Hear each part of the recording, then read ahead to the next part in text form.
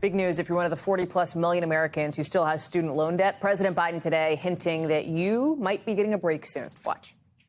I am considering dealing with some debt reduction. I am not considering $50,000 debt reduction, but I'm in the process of taking a hard look at whether or not there will be additional debt forgiveness.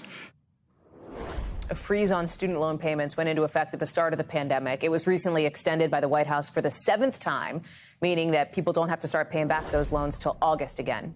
Chances are you or somebody you would know would benefit if, in fact, the president did forgive some student loan debt. At least 1 in every 8 Americans, 1 in every 8 people you know has some kind of debt from college, totaling more than $1.7 trillion. The president has the executive authority to forgive any amount of debt, but Republicans are planning a bill to block him from doing that. Experts say any action on loan debt would also face some legal challenges. It is a politically interesting discussion to have, Sahil Kapoor, our NBC News senior national political reporter who's joining us now, because you have those on the left who have suggested 50,000 or up, right? President Biden is seeming to say, well, it's not going to be 50, but there will be potentially some amount. When are we going to know specifics, and how would this work?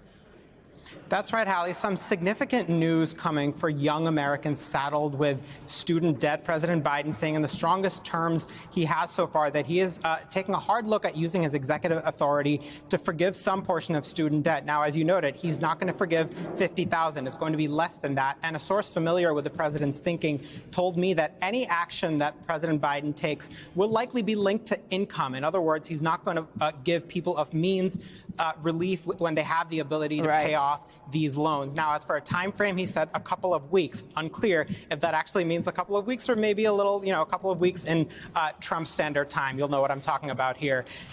This has already sparked the predictable debate on Capitol Hill, with Democrats cheering on this effort and Republicans saying, no, hit the brakes. This is a bad idea. Senator Mitt Romney suggested this was a political move. He said desperate polls call for desperate measures. Let's put his tweet up on the screen here. He said, he called it a bribe. He said what comes next: forgiving auto loans, credit card debt, forgiving mortgages, pay for it all with a wealth tax on the super rich. What could possibly go wrong? Senator Bernie Sanders, one of the most outspoken proponents of forgiving student debt, came back and said Mr. Romney supports bribes in the form of tax cuts for the wealthy and billions in welfare for corporations, but is shocked by the idea that working Americans might get help paying off student debt. I know he thinks corporations are people, but does he know people are people, unquote.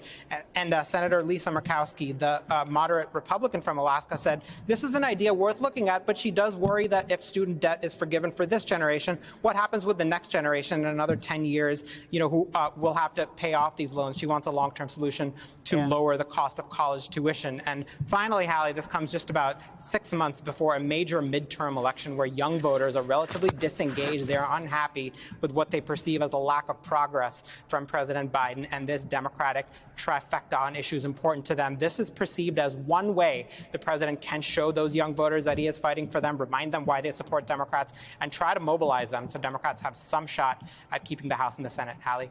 White House Press Secretary, just while we've been on the air, Sahil, confirming, of course, that the president is considering this, and also confirming something you mentioned, which is this is likely to not be a universal benefit. In other words, millionaires and billionaires, in Psaki's words, would be unlikely to receive this benefit. Sahil Kapoor, thank you very much. Appreciate you bringing us that.